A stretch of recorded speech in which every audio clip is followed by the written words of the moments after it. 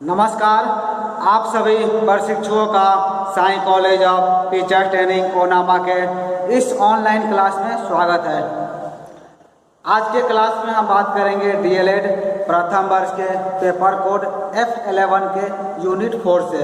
जैसा कि आप सभी जानते हैं, यूनिट 4 में आप सभी को पढ़ना है कला अनुभव का शिक्षण में सृजनात्मक प्रयोग। इसके अंतर्गत एक प्रश्न है जो आपके परीक्षा में हर बार पूछा गया है, शायद इस बार ही पूछा जाएगा। ये बहुत ही महत्वपूर्ण प्रश्न है, इसलिए इस वीडियो को आप पूरा देखेंगे। प्रश्न यह है कि कला शिक्षा का क्या अर्थ है। यानी कि आपसे पूछा जा रहा है कि आर्ट एजुकेशन का कला शिक्षा का अर्थ क्या है, मीनिंग क्या है। या फिर इस प्रश्न को ऐसे ही पूछा जा सकता है कि कला का शिक्षा से क्या संबंध है, स्पष्ट कीजिए या विवरण प्रस्तुत कीजिए। कला शिक्षा का क्या अर्थ है या कला का शिक्षा से क्या संबंध है। इस तरह का प्रश्न जो है आपकी परीक्षा में पूछे जा सकते हैं यूनिट 4 इकाई से। तो चलिए इस प्रश्न का उत्तर हम जानते हैं और देखते हैं। कला शिक्षा यानी कि आर्ट एजुकेशन। जब आर्ट एजुकेशन को देखते हैं तो पता चलता है कि ये दो शब्दों से बना है। यानी कि एक आपका शब्द हो गया आर्ट और दूसरा हो गया एजुकेशन, यानी कि कला और शिक्षा। आर्ट एजुकेशन कला शिक्षा को हम तो समझेंगे ही, लेकिन उसके पूर्व हम जानते हैं कला और शिक्षा। कला किसे कहते हैं और शिक्षा किसे कहते हैं, अर्थ इन दोनों के अर्थ को हम जानते हैं। आर्ट और एजुकेशन को, कला और शिक्षा को एक एक करके पहले हम समझेंगे, तब हम दोनों को समझ लेंगे तो दोनों का कंसेप्ट जो है आसान हो जाएगा। जैसे आप सभी जानते होंगे कला, आर्ट इसे कहते हैं कला, अंग्रेजी में इसे कहा जाता है आर्ट। कला क्या है, जो ये कला का अर्थ ही होता है जो हमें आनंद प्रेषित करे। कला क्या है, आनंद प्रदान करने वाला है। कला को जो है विभिन्न विद्वानों के द्वारा अलग अलग रूपों में परिभाषित किया गया है। जैसे कि पिछले वीडियो में मैंने जब कला समय की शिक्षा हम पढ़ा रहे थे, उसमें आपको बताया था कि विभिन्न विद्वानों ने कला को, आर्ट को परिभाषित किया है। क्लासरूम में भी मैंने आपको कई सारी परिभाषाएं लिखवाई थी, जिसमें से कुछ आपको याद भी होगी। चलिए हम यहाँ भी कुछ परिभाषाओं को फिर से देखते हैं ताकि आपको पुनः स्मरण हो जाए, पुनः आपको याद हो जाए। आप पहली परिभाषा में लिख सकते हैं कला की आप क्या करेंगे, परिभाषा डेफिनेशन में लिखेंगे। कला दमित वासनाओं का उभरा हुआ रूप है जो भावों को रेखाओं, रंगों, ध्वनि या शब्दों के माध्यम से इस प्रकार अभिव्यक्त करती है कि श्रोता अथवा दर्शक कि इसके सही भाव की सत्यता का अनुभव कर सके, अनुकरण कर सके। कला क्या है, कला आनंद उत्पन्न करने वाली है। एक ऐसी चीज है जिससे आदमी क्या होता है, आनंद की उत्पत्ति होती है, खुशी की प्राप्ति होती है। हम यहाँ देखते हैं कि कला को विभिन्न विद्वानों के द्वारा भी परिभाषित किया गया है। यदि हम प्लेटो की बात करें तो प्लेटो कहते हैं कि कला क्या है, सत्य की अनुकृति है। प्लेटो का कथन है कला सत्य की अनुकृति है। उसी तरह यदि हम अरस्तु की बात करें तो अरस्तु का कहना है कि कला अनुकरण है। कला क्या है, कला एक अनुकरण है। और हम आगे बात करें तो क्रोचे ने कहा है कला प्रभावों की अभिव्यक्ति है। कला क्या है, कला प्रभावों की अभिव्यक्ति है। उसी तरह यदि हम महात्मा गांधी की बात करें तो महात्मा गांधी जी ने कहा है आत्मा का ईश्वरीय संगीत ही कला है।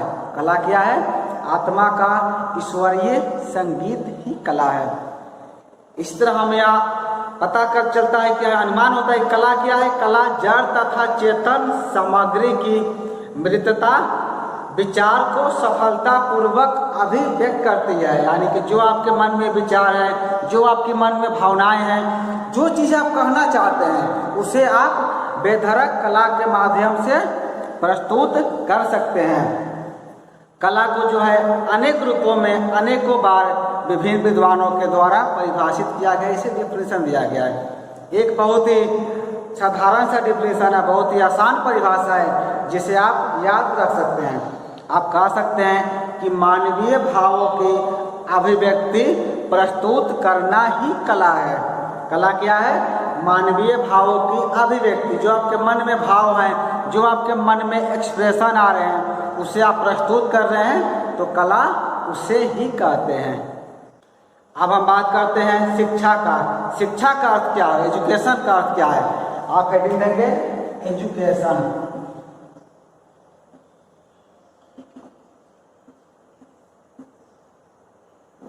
आपको हेडिंग देना है शिक्षा, एजुकेशन। एजुकेशन का अर्थ क्या होता है कि बालक में निहित आंतरिक शक्तियों को बाहर लाना। बालक के अंदर जो भी शक्तियाँ समाहित है, उन सभी शक्तियों को बाहर लाने का काम कौन करता है? शिक्षा करता है, एजुकेशन करता है। यहाँ प्लेटो की एक परिभाषा देख रहे हैं, जैसे कि मैंने कला में भी प्लेटो की परिभाषा दिया था। प्लेटो ने शिक्षा के ऊपर भी कहा है, शिक्षा का भी उन्होंने डिफिनेशन दिया है। उनका कहना है कि शिक्षा से मेरा अभिप्राय उस शिक्षण से है जो अच्छी आदतों द्वारा बच्चों में अच्छी नैतिकता का विकास करती है। उनका कहना यह है कि शिक्षा क्या करती है? शिक्षा से उनका अभिप्राय यह है प्लेटो का कि बच्चों में अच्छी आदतों का विकास करना। बच्चों के अंदर एक बेहतर हैबिट का विकास होता है, एक अच्छी आदत का विकास होता है।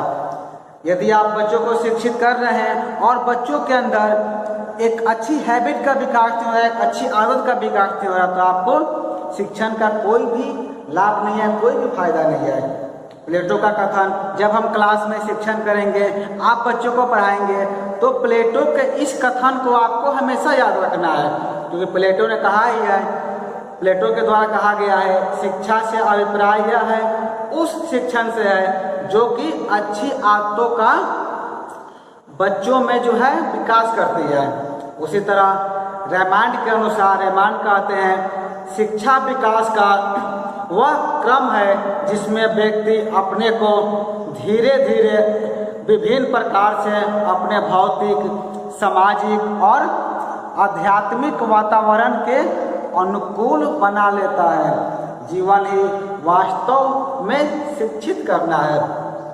व्यक्ति अपने व्यवसाय, पारिवारिक जीवन, विवाह, पितृत्व, मनोरंजन, यात्रा इत्यादि के द्वारा जो है शिक्षित किया जाता है या शिक्षित होता है। यानी कि रैमांड के अनुसार पता चलता है कि आप जो भी कार्य कर रहे हैं, चाहे वो कार्य भौतिक हो या वो कार्य सामाजिक हो या वो कार्य आध्यात्मिक हो, आप कोई भी कार्य करें, हर कार्य से आप सीखते हैं, सब चीज़ से आपको ज्ञान की प्राप्ति होती है। जीवन का जो है वास्तव में शिक्षा यही है। आप जो है भौतिक कार्य से, सामाजिक कार्य से, आध्यात्मिक कार्य से, हर चीज़ से आप ज्ञान प्राप्त करते हैं, उस चीज़ से सीखते हैं। हमने यहाँ पर आर्ट एंड एजुकेशन के बारे में विचार किया। अब हम बात करते हैं कला शिक्षा के बारे में। जैसे मैंने कहा ही था, पहले हम कला को समझेंगे, फिर एजुकेशन को समझेंगे, उसके बाद आर्ट एजुकेशन को समझेंगे, कला शिक्षा को समझेंगे। तो चलिए अब आगे आप लिखेंगे कला शिक्षा का अर्थ। आप हेडिंग दें कला शिक्षा का अर्थ, यानी कि आर्ट एजुकेशन का अर्थ। इसमें आपको लिखना है बालक में निहित भाव, अनुभूतियों एवं भाव प्रकाशन की योग्यताओं को बाहर लाना, ताकि वह स्वयं कला के सौंदर्य का अवबोध करते हुए आनंद प्राप्त कर सके तथा समाज के अन्य सदस्यों को सौंदर्य का अवबोध कराते हुए उसे भी आनंद प्रदान कर सके। यदि आप आर्ट एजुकेशन के परिभाषा को देखेंगे और इस दोनों को देखेंगे तो आप समझ सकते हैं कि आर्ट एंड एजुकेशन दोनों की परिभाषा को इसमें समाहित कर दिया गया है। यानी कि आर्ट एजुकेशन का अर्थ क्या है कि बालक में हमें ऐसी अनुभूति, ऐसी भाव को प्रकाशित करना है, योग्यता को बाहर लाना है, ताकि वो क्या कर सके, स्वयं में कला के सौंदर्य का अवबोध कर सके, आनंद प्राप्त कर सके और समाज के अन्य सदस्यों को भी सौंदर्य का अवबोध कराते हुए उन्हें भी आनंद प्रदान कर सके। हमने कला को समझा, एजुकेशन को समझा और कला शिक्षा को समझा। अब हम बात करते हैं शिक्षण के बारे में, यानी कि टीचिंग के बारे में। टीचिंग के बारे में जो है कुछ विद्वानों के द्वारा भी कुछ परिभाषाएं दी गई हैं जिनमें से हमने 2 का चयन किया है आप सभी के लिए। सबसे पहले हम जानेंगे स्मिथ के अनुसार। आप लिखेंगे शिक्षण शब्द को जो है, शिक्षण शब्द की परिभाषा लिखेंगे। शिक्षण शब्द की परिभाषा में आपको लिखना है स्मिथ के अनुसार शिक्षण क्या है? शिक्षण क्रियाओं का वह समूह है जो कि अधिगम को उत्पन्न करने के लिए प्रेरित होता है। शिक्षण क्या है? अधिगम। शिक्षण क्रियाओं का वह समूह है जो कि अधिगम को उत्पन्न करने के लिए प्रेरित होता है। उसी तरह क्लर्क के अनुसार छात्रों की व्यवहार में परिवर्तन लाने के लिए प्रक्रिया के प्रारूप एवं परिचालन की व्यवस्था ही शिक्षण है। शिक्षण क्या है? छात्रों के व्यवहार में परिवर्तन लाने के लिए जो प्रक्रिया का प्रारूप तैयार किया जाता है उसी प्रारूप को हम कहते हैं शिक्षण। चलिए हम आगे जानते हैं कला तथा शिक्षा का आपस में जो है गहरा संबंध होता है। यानी कि आप कह सकते हैं आर्ट और एजुकेशन का दोनों का आपस में गहरा संबंध होता है, क्योंकि कला एक शिक्षा है तथा शिक्षा एक कला है। क्या है? कला एक शिक्षा है। आर्ट एक क्या है? एक एजुकेशन है, शिक्षा है, और शिक्षा भी एक कला है। शायद आप इसी को समझ पा रहे होंगे।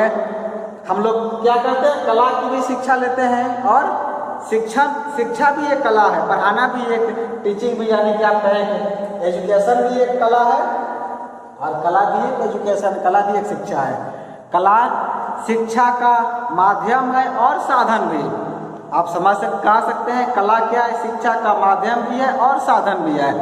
मानव को जो है सामाजिक प्राणी बनाने में कला का बहुत ही योगदान होता है। आप सभी सुने होंगे मनुष्य एक सामाजिक प्राणी है, तो सामाजिक प्राणी बनाने में किसका योगदान होता है? कला का योगदान होता है। क्योंकि मानवीय क्रियाओं को जो हम 3 प्रकार में बांट सकते हैं। पहला होता है ज्ञानात्मक, दूसरा होता है भावनात्मक और तीसरा होता है क्रियात्मक। यानी कि आप बोल सकते हैं कॉग्निटिव, अफेक्टिव एंड क्रिएटिव। ये 3 चीज होता है मनुष्य के विकास के लिए। मनुष्य की जो भी क्रियाएं होती है, जो भी एक्टिविटी होती है, उसे हम लोग क्या करते हैं? 3 रूपों में बांटते हैं। पहला होता है cognitive, affective and creative. Hindi में इसे कह सकते हैं ज्ञानात्मक, भावनात्मक तथा क्रियात्मक। कला जो है मानवीय व्यवहार के इन तीनों पक्षों का विकास करती है। मानव का जो 3 व्यवहार है, कॉग्निटिव, अफेक्टिव और क्रिएटिव, ज्ञानात्मक, भावनात्मक तथा क्रियात्मक, इन तीनों व्यवहारों के, इन तीनों पक्षों के विकास में कला का अहम योगदान होता है। क्योंकि मानव मस्तिष्क क्या होता है? बेहद संवेदनशील होता है तथा कला शिक्षा बालक के संपूर्ण व्यक्तित्व का विकास करती है।